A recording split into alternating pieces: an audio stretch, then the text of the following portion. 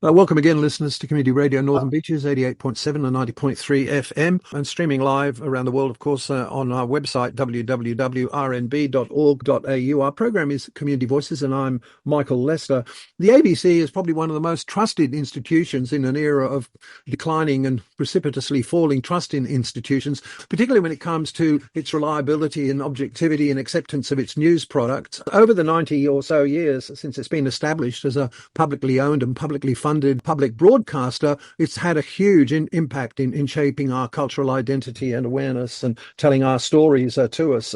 But nevertheless, it's become incredibly politicized. And in fact, one could say that the very culture underlying the ABC has gone a transformation, face of political interference, budget cuts, surging in complaints that are politically motivated, and of course the shedding of staff and the sacking of staff, which bears down on its journalists in terms of they're feeling intimidated. So the whole culture potentially compromising its mandate for objectivity and truth. I'm delighted to welcome to our programs, got a real inside view on all of these things. I'm speaking about Jonathan Holmes. Jonathan has had some 40 years as a journalist, primarily with the ABC. He was the former Media Watch host on the program, but he was also the executive producer on any number of important landmark programs, from Four Corners to Foreign Correspondent, which I believe he was the founding executive producer, the 7:30 Report. These days, Jonathan is the chair of the ABC Alumni. Thanks very much, Jonathan, for joining us on Radio Northern Beaches. You're welcome, Michael. Jonathan, at this point, and particularly since the coming to power recently in the last year or two of the Labour government, after many years of Liberal coalition government, we now have a new chairman for the ABC who's been out there very strongly advocating for the ABC and his own particular vision of where it's falling short and how it could improve. And we've had some changes made to some of the governance arrangements. What has been the nature of this constant attack and huge cultural change that's taken place in the ABC over the last 25 or 30 years? Michael, I'm not sure that I totally agree with you that it's been such a dramatic change. The ABC has always been the subject of attack, particularly from, ironically, the Murdoch organisation. People may not know that Sir Keith Murdoch, Rupert's father, who was the general manager of the Herald Weekly Times, which at the time was a very large newspaper chain, which also owned radio stations, was furious that the ABC should have a news service at all. It was first founded, it kind of read bits from the Australian Associated Press and from other newspapers, and could only do so on the evening of the day that the news broke rather than in the morning. And there were all these restrictions brought up by the commercial radio operators who, unlike the BBC, which was one of the very first radio operations in Britain, the commercial stations were well established when the ABC was started, and they regarded it, understandably, as a huge threat to them. It wasn't until the late 1930s that it had its own news service at all. Sir Keith was one of the founding members of the Institute for Public Affairs, the IPA, which has been all along in favour of privatising the ABC and generally getting rid of it. In terms of the political parties, the coalition was never as keen on the ABC as the Labour Party was, and there were always members towards the right wing of the Liberal Party who thought that this was a classic example of a service which commercial companies could provide perfectly well, and there was no need for public funding and there's no need for the ABC. So there's nothing new about that. I agree with you, however, that as the coalition from the beginning of the 90s moved to the right in terms of its economic policies, especially the adaptation of the sort of Thatcher-Reagan, that whole move away from nationalised industries of any kind. It was the market, market provision. Yeah, that's right. I think the number of people in the coalition, especially the Liberal Party rather than the National Party, who are philosophically opposed to the notion of a publicly funded broadcaster has grown, and so has the perception that the ABC is left-leaning in its general instincts and in its general adaptation of policies and so on. That has grown stronger, yes. The ABC is more of a political football, arguably, since the beginning of the Howard era. John Howard famously appointed 2 or 3 board members. The ABC board is appointed by the government, whose only real qualification was their deep loathing for the ABC. It was a quite bizarre situation. That hasn't been quite so extreme in more recent years, partly because there are slightly stricter criteria for how the board is or should be appointed, although even those which are in the ABC Act have been kind of ignored by the coalition government in quite a few instances. Obviously, its life is always a bit easier under a Labour government than it is under a coalition government. And there was a very dire period only a few years ago when the managing director was sacked by the board, and only 2 days later, the chairman of the board had to resign because of revelations by the sacked managing director. It was an extraordinary incident when the ABC lost its two main leaders in the space of a week. This politicisation over the last 20 or 30 years manifests itself, as you say, in part through interference or changes in the governance arrangements, and particularly the politicisation of appointments. But in the face of a charter that calls for independence, but the governance structures have been changed more recently. Oh, yes, they were Gillard-Rudd governments, but the Act was changed to set up a nomination committee that would recommend candidates for the board to the minister, usually 3 candidates from whom the minister was to pick one, or if he chose some, or he or she chose somebody else, then they had to explain that to Parliament. And that did have some effect. But as I say, under the immediately succeeding coalition governments, Tony Abbott in particular appointed several board members who were not nominated by the nomination committee. He also put onto the nomination committee 2 people who are well-known opponents of the ABC. And to be honest, both parties have historically appoint people to the board who were clearly politically aligned to their side of things and who they hoped would be able to change the ABC's output in some way. And to be honest, that doesn't really work. The board does not, and the chair, neither the chair nor the board, historically have had a direct influence on what's transmitted. It's impossible for them to do so. Even the managing director obviously doesn't know what's going to air every day. There's far too much. There's some pressure exerted from the board, and it is their absolute right, indeed their duty under the Act. It is the board that has the duty of ensuring that the ABC's factual output is accurate and impartial according to the recognised standards of objective journalism. And I'm quoting from the Act. So one has to recognise that, and it's important to say that although that ABC Act that from 1983 that I just quoted from, what it was saying was the ABC must be impartial as all other news organisations should be impartial in their news. The recognised standards of objective journalism. What's changed partly in the last 20 or 30 years is that those recognised standards of objective journalism are being espoused by fewer and fewer mainstream commercial news outlets because they understand that in this very difficult period for commercial media, the way you get a loyal audience is by appealing to one section of the population, not to everyone. But there certainly was a huge surge over recent 10, 20 years, and even latterly, in the number of complaints that were made about lack of objective journalism and bias in the ABC's reporting. I mean, these things surged to huge numbers. I believe in one year, only a couple of years ago, there were over 7,000 or 8,000 complaints. But it does raise the question of how these complaints are handled, how they're directed and how they're handled. What's been the experience with that? I don't know that the complaints have swelled that much. There's always been a huge number of comments and complaints to the ABC. They're probably a bit more formalised now in the way that they're dealt with. But a lot of them, for example, have been a huge number because of the Gaza war.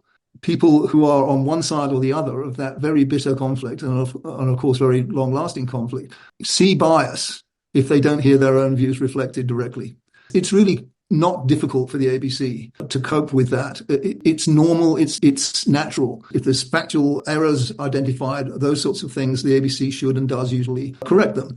But the sense that we are trying to report both sides, and the Gaza war, that's very difficult because you can't get journalists into Gaza and haven't been able to from the start of, ever since October the 7th. In trying to show both sides of that conflict and to air the views of those on both sides of that conflict, you're going to annoy one side or the other, and it's unavoidable, and it's not particularly concerning.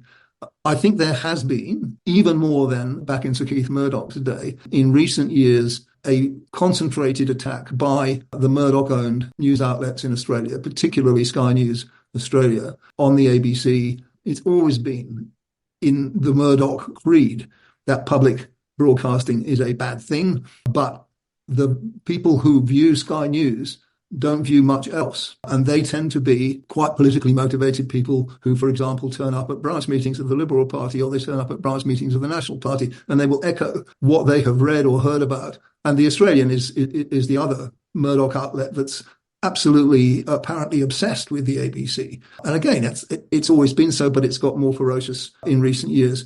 And I attribute that to the need to survive in the very difficult commercial environment for commercial media, the need to find yourself a niche of listeners and viewers and readers who have a particular political standpoint. Much more, I mean, the Australian is a much more one-sided newspaper than it used to be, say, in the 1990s, when it was a very good, actual, general quality newspaper with a political agenda, perhaps in its editorial pages, but much less so on the news pages. And I think that has changed. And as that has changed, there is a small but vociferous minority of Australians who have adopted those views and who regard the ABC as just deeply unfair and deeply one-sided.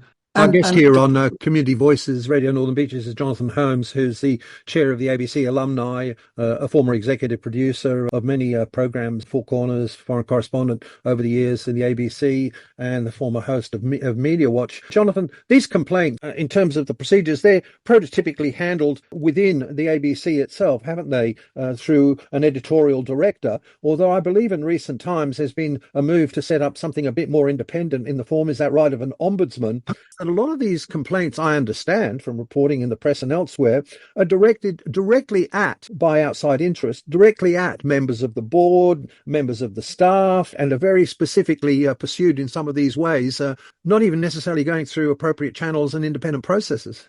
That's always been the case, honestly, Michael. But look, you're right. There is a new ombudsman structure. This came about under Arta Buttros's chairwomanship when she felt that the complaints procedures at the ABC were not coming up with the right results. And she had a review of a particular documentary strand that was very critical of a former Premier, Neville Wran. I don't think she was very happy with the way that the ABC rejected all the complaints about that series. She set up a review of that particular series that found that, indeed, it was not entirely justified in the allegations that it made about Neville Wran.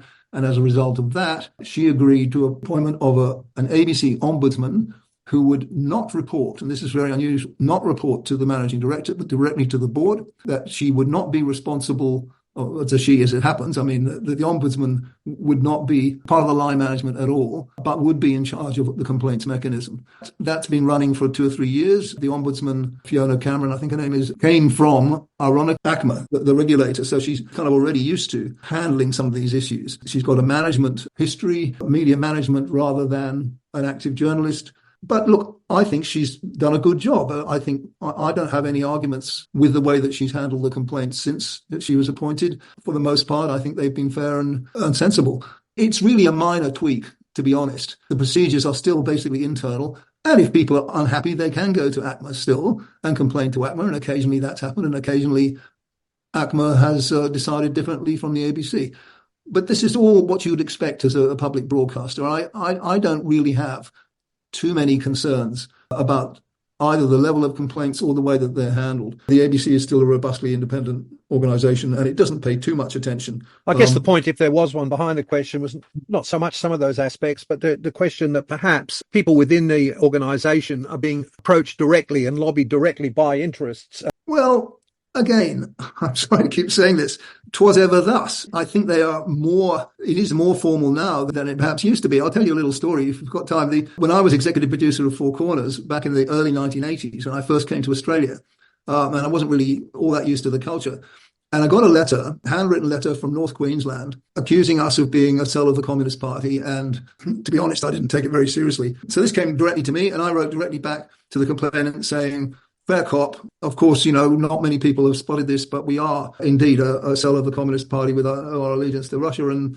I signed it, Jonathan Holmes, Commissar, the Four Corners Socialist Collective. This letter that I sent back to him, he promptly copied and sent to every member of the cabinet and to all sorts of important people around the country, and I got into deep trouble. But we were expected to handle the complaints ourselves in those days. Now it's much more, it goes to a formal independent complaints committee within the ABC that is not part of the programme and that makes its own judgments. And now ultimately that goes up to the ombudsman. But it's true. I mean, you may be thinking of the recent case of Antoinette Lattouf, who was a very temporary radio presenter. She was appointed literally for 1 week to fill in for somebody who was on leave. and was very soon before Christmas. It was one of the ABC's lighter radio programs. She did it impeccably for 2 or 3 days. She was of Lebanese background, I believe. She felt very strongly about the Gaza war, which was raging at the time. She was warned, and she had been very active on social media in favor of the Palestinian cause. So it was questionable whether she should have been appointed to anywhere in the ABC at that particular time. She was asked not to be active on social media, but she did post, I think on Instagram, a link to a Human Rights Watch report that had just come out, alleging that Israel was using hunger as a political weapon. Already before that, the pro-Israel lobby was targeting her appointment to the chair and to other people. That whole campaign emerged, and Antoinette Lattouf was in fact sacked after 2 days, which the alumni that I represent, the ABC alumni, thought was actually frankly absurd. That's got all sorts of ramifications that are still going on. It's a very exceptional case, though. The ABC has to expect these kinds of stuff, and I think it has to be robust and it has to keep doing its job, and on the whole, I think it does. To what extent is the organisation prepared and capable, politically and otherwise, to stand up to some of these, if you like, attacks from the outside on the independence or integrity of their journalism and presentation? And to what extent become an organisation that has become, in many senses, cowed and appeasing of some of these outside interests, forgetting its responsibilities? I might mention Stan Grant, for example, but there are many other instances. I don't accept that line of attack, which we hear a lot, especially these days from more left-wing people who have this notion that the ABC has somehow been taken over by News Corporation and is a cowed institution. If you look at the kind of journalism that the ABC still does all the time, I just don't accept that that's the case.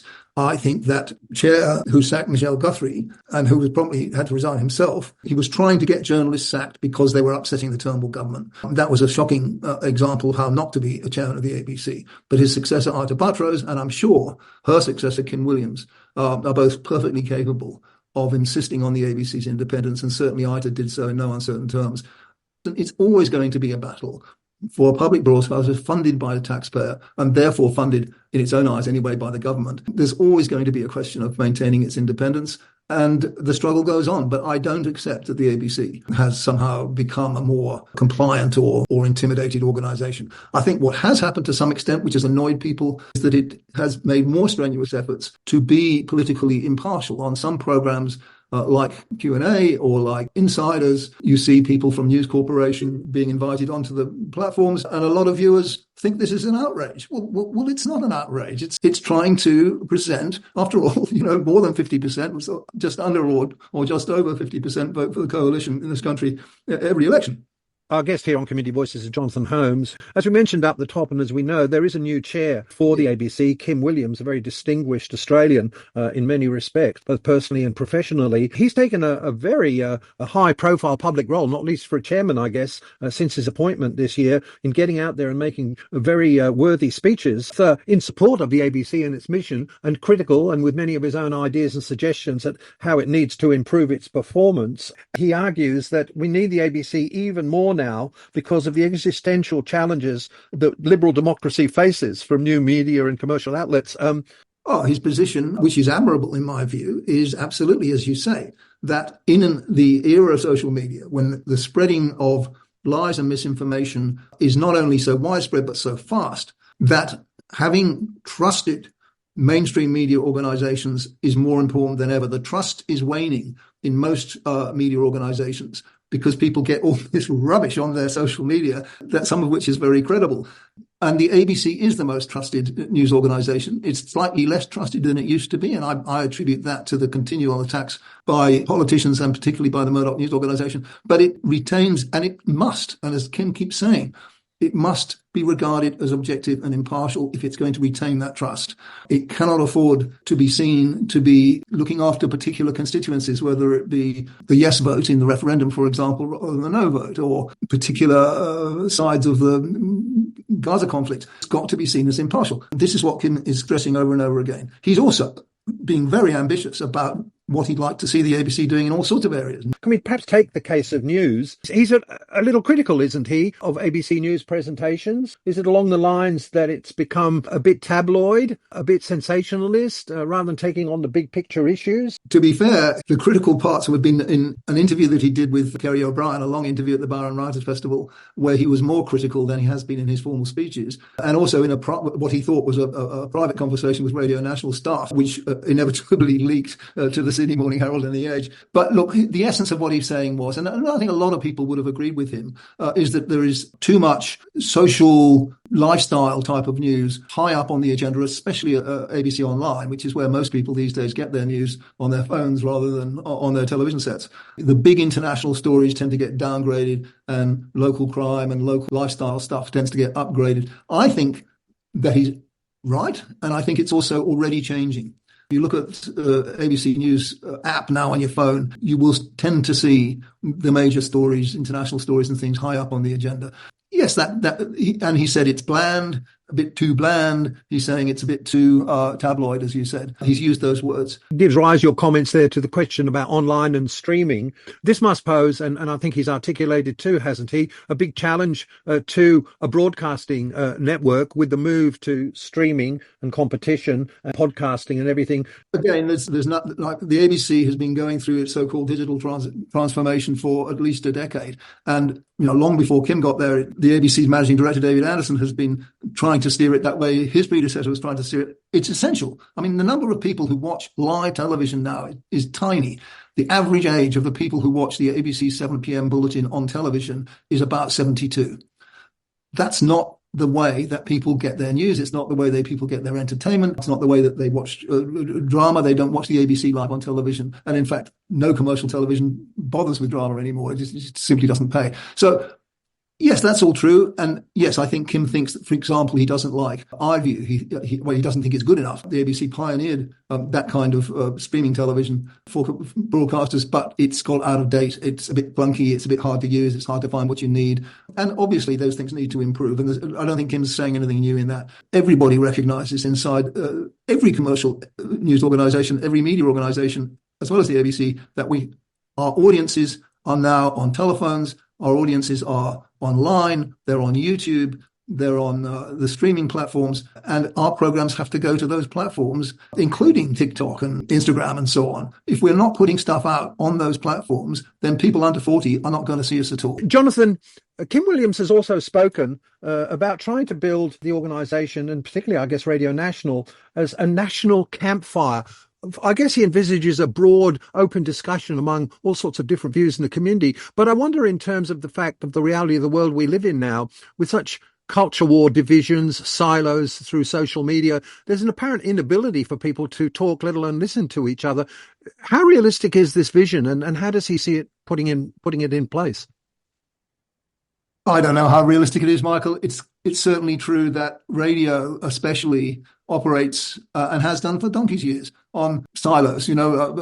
People who listen to commercial radio shock jocks, who are mostly very right-wing, are a completely different audience to the people that listen to the Metropolitan ABC audience, which tends, therefore, to be, attract people who are a little more leftist disposition as listeners. And that's really hard to avoid. Radio National is the only national radio network, but it rates about 1.5%. And Kim points out that in Britain, BBC's Radio 4, which he says is the equivalent, rates 17%. I don't think there's any chance that Radio National, in any form that we would recognize, is going to rate 17% or even, half that. But the ambition to have somewhere where people can go that is not partisan, that doesn't encourage people taking sides, as frankly most talk radio at the moment does. It's an admirable ambition, and I certainly think that it's a great thing to strive for.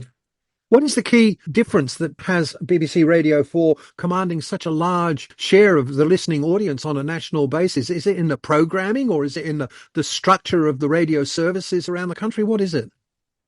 It's a bit of all those things. I haven't lived in Britain for a long time. The BBC dominates radio in Britain in a way that it doesn't in Australia. There was no commercial radio to speak of until fairly recently. It is still, but the overwhelming presence on radio is BBC, whether it's very local or very national, as Radio 4 is. Also, national newspapers thrive in Britain. We've only got one here. It's a small island where everyone is much more used to getting their media on a national basis. And frankly, Radio 4 is a bit more, less sort of specialized and highbrow than Radio National, because we've also got our metropolitan radio stations that are in many ways closer to Radio 4 than Radio National is. But I think all of us agree that the ABC is potentially a unifying rather than a diversifying or dividing medium, and radio particularly. I think his ambition's in the right place. I don't think we're going to get there, but that doesn't mean it's a bad idea. You mentioned national radio that we have here, Radio Sydney, Radio whatever, as well as Radio National itself. But that seems to be suffering very heavily too in terms of loss of listeners and whatever. Is there some solution he might be heading towards here? Is a speculation, I guess, about merging Radio National and local? He insists not. There was serious talk only a couple of years ago about abandoning Radio National as a live radio network and focusing on its podcasting, which is where it gets most of its audience, frankly. Again, everything these days is on demand streaming. You want to listen to a particular Radio National program, you're not necessarily going to say, oh, it's at 8 o'clock, in the morning on Thursdays or whatever. You just go to your Listen app and listen to it there whenever you want to. That's the way radio is these days. So the fact that Radio Sydney or Radio Melbourne are losing audience, it's true that the commercial talk shows, not to mention Kyle and Jackie O, are expanding their audiences at the expense of the ABC. But I suspect that's partly because the only people listening to radio now are older people and probably more conservative people, except for, again, Jackie O and Kyle get a younger audience by dint of being, frankly, borderline obscene. But, that's not going to be the audience that's going to listen to the ABC. I think our future largely is in streamed radio as it is in streamed television. It's streamed video, and it's a very disparate audience out there, and people can listen to stuff from all over the world. They're no longer restricted to what's being produced in Australia. So, it is a very difficult world for all media organizations. And as we wrap up here on Community Voices Radio Northern Beaches with our guest Jonathan Holmes, who's the chair of ABC Alumni, a very experienced journalist of 30 or 40 years with the ABC and executive producer of many fine programs. Jonathan, to come back maybe to where we started about the relationships perhaps between governments and politics and the ABC and its independence, if you like, this comes back to funding, doesn't it? That the funding model is totally dependent on sort of annual budgeting cycles almost, or three yearly election cycle for its funding. And it comes and it goes with a political whim, which must make it rather hard, not only in terms of quantum, but in terms of stability. Now, Kim Williams has certainly spoken about the need, not only for increased funding, but stability, and he's out there lobbying for it. How important is this funding issue, and are there any sort of real options here? Well, to achieve what Kim wants to achieve is absolutely essential, not just to maintain the funding that we've got, and it's about to drop off a cliff unless this government changes its funding model. We're going to lose about $40 million a year from 26-27. So that's got to be restored. But to do the things that Kim wants to do, increase drama, for example, which is massively expensive, and all the other things that we need at least an additional $100 million a year. I don't know how optimistic Kim is that he's going to achieve that, but he's certainly trying. It cannot continue just effectively losing money every year because we're not keeping up with inflation. Do you think the ABC and the government really needs to be looking at a new funding model? They have extended a period to 5 years. But of course, if there's a change of government in that 5 years, you can't really guarantee that the new government won't say, no, we're not going to stick with that. We're going to cut you or whatever. And that may well happen. I mean, there's no question that the coalition is, if anything, more negative about the ABC than it's ever been. And Peter Dutton is no fan of the ABC at all. It's a debate the Australian people have to have, how important they think the ABC is. Otherwise, it's going to gradually fade away. How much appetite there is for that in the current political climate, it's very hard to say. And in terms of options, you look at the BBC, which has this, if you like, hypothecated source of listeners paying licence fees. But even there, with what looks like a fairly robust and stable source, they've been subject to all sorts of funding cut and underfunding, haven't they?